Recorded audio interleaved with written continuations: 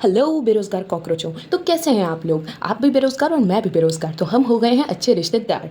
आज हम हमारी सीडीपी की जो सीरीज चल रही है उसका चैप्टर 3 कॉलबर्ग थ्योरी करेंगे। इसके अंदर हम लोग पढ़ेंगे pre conventional, conventional and post conventional. अब देखो भाई, प्री कन्वेंशनल स्टेज जो कि है लेवल 1, इसके अंदर 2 स्टेजेस हैं, ठीक है, स्टेज 1 एंड स्टेज 2। इसमें स्टेज 1 जो है that is obedience and punishment. अब देखो यहाँ पे बच्चा जो होता है ना, वो पनिशमेंट से बचना चाहता है, उसको पनिशमेंट का फियर है, उसको अपनी हायर अथॉरिटीज़ जो घर में या बाहर कहीं पर भी हो सकती है उसका डर है। अब यहाँ बच्चा शक्तिमान नहीं है कि वो हर काम कर लेगा या उसके पास पावर है कि वो सारे काम कर लेगा, नहीं, वो काम करता है क्योंकि उसको मम्मी दिख रही है सामने बेलन ली हुई, उसे पता है कि भाई काम नहीं करूंगा ये पीट पीट देगी, तो बच्चा पनिशमेंट से बचने के लिए काम करता है, ठीक है। दूसरा इसमें जो स्टेज है दैट इज सेल्फ इंटरेस्ट या फिर रिवॉर्ड। इसमें बच्चा रिवॉर्ड के लिए राइट काम करेगा, ठीक है। उसमें ये फीलिंग आ जाती है कि मुझे क्या मिलेगा, वो अपने पर्सनल बेनिफिट्स देखने लगता है, ठीक है। इसको आप ऐसे कह सकते हो कि टिट फॉर टैट, ठीक है, तुम मुझे खून दो मैं तुम्हें आज़ादी दूंगा। इस स्टेज का यूज़ जो है ना वो बैक बेंचर्स बड़े ही अच्छे तरीके से करते हैं। भाई सुन, कैंटीन से एक समोसा खिलाएगा तो ही आंसर दिखाऊंगा, हाँ ये वो वाली स्टेज है, ठीक है। उसके बाद में हम आते हैं कन्वेंशनल लेवल पे, यानी स्टेज 3। इसमें बच्चा क्या है, गुड बॉय या गुड गर्ल बनना चाहता है। उसको डर हो जाता है कि भाई लोग क्या कहेंगे। बच्चा जो है ना वो सोसाइटी को ज़्यादा देखने लगेगा कि हम अच्छा काम करेंगे तो लोग हमें प्यार करेंगे, हमें प्रेस करेंगे, हमें एक्सेप्ट करेंगे, ठीक है, हमें अप्रूव करेंगे, ठीक है, वरना लोग क्या कहेंगे। उनमें वो वाली फीलिंग आ जाती है कि भाई लोग हमें क्या कहेंगे। वो सोसाइटी की तरफ ज़्यादा बेंड हो जाते हैं खुद के इमोशंस को मार के, ठीक है भाई।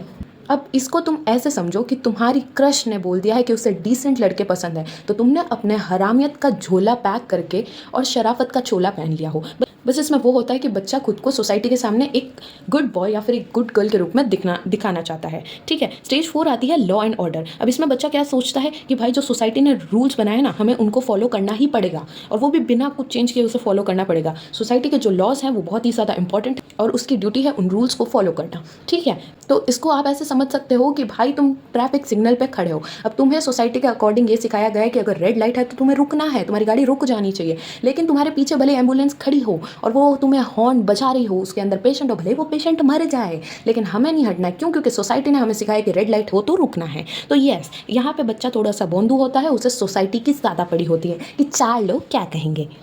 उसके बाद आती है पोस्ट कन्वेंशनल स्टेज। अब इसमें जो अपना बच्चा है ना भाई, वो बन जाता है कतई सिंघम, कतई जॉन सीना, ठीक है, मुन्ना भैया, माय लाइफ माय रूल्स, ठीक है। इसमें बच्चे को क्या है ना कि भाई समझ आ जाता है कि सोसाइटी ने ये जो रूल्स बनाए ना भाई, ये इन्होंने खुद के बेनिफिट्स के लिए बनाए, और उसे ये भी समझ में आ जाता है क्योंकि वो खुद की बुद्धि यूज़ में लेने लग जाता है ना भाई, तो उसको ये भी पता चल जाता है कि इन लॉज को जो है ना भाई चेंज किया जा सकता है, इन लॉज को चेंज किया जा सकता है अकॉर्डिंग टू द सिचुएशन, ठीक है। बच्चा जो है ना वो जस्टिस, इक्वालिटी, ह्यूमन राइट्स में समझने लग जाता है। उसे पता चल जाता है कि भाई अगर कोई लॉ गलत है तो उसके अगेंस्ट हम विरोध कर सकते हैं इंसानियत के नाते, ठीक है। ये चीज़ें उसे पता चल जाती है। कॉलबर्ग की थ्योरी के बहुत सारे क्रिटिक्स थे, जैसे कि कल्चर बायस, किसी ने इसको जेंडर बायस बोला। जो कैरोल गिलिगन थी वो एक फेमिनिस्ट थी, ठीक है, और वो कॉलबर्ग की स्टूडेंट थी और कलीग भी थी, तो उसने इस थ्योरी को जेंडर बाइस्ड बताया था, ठीक है।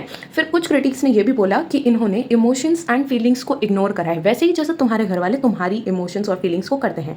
फिर उन्होंने बोला, कुछ क्रिटिक्स ने यह भी बोला कि भाई जो प्री कन्वेंशनल लेवल है ना इनका, वहाँ तक तो लोग पहुँच ही नहीं पाते, और ये तो रियलिटी है भाई इंडिया की। अगर तुम उतर के कह दो, अगर तुम सही और गलत में फ़र्क करने लग जाओ, अगर तुम अपने घर वालों के रूल्स और रेगुलेशंस तोड़ने लग जाओ, सोसाइटी के रूल्स और रेगुलेशंस तोड़ने लग जाओ, तो तुम तो खराब आदमी बन जाओगे। और बच्चा खराब आदमी कभी बनना ही नहीं चाहता, इसलिए वो घुट घुट के जी लेगा, लेकिन कभी भी खराब आदमी बनना पसंद नहीं करेगा। वो उन्हीं रूल्स में चलेगा, उसी लॉज में चलेगा जो उसके घर वालों ने बनाए हैं, जो सोसाइटी ने बनाए हैं और उस पर थोप दिए हैं। और ये गर्ल्स के साथ तो बहुत ज़्यादा होता है, because after all this is India, है ना भाई। यहाँ पे हमारी ये जो थ्योरी है ये कंप्लीट हो जाती है। इसके बाद अब तुम जाके इस थ्योरी से रिलेटेड PYQ लगाओ, देखो कि तुम कितना पानी में हो, और आके मुझे भी रिव्यू दो कि मेरा कंटेंट तुम्हारे काम आया या नहीं आया, तुम क्वेश्चन सॉल्व कर पाए या नहीं कर पाए।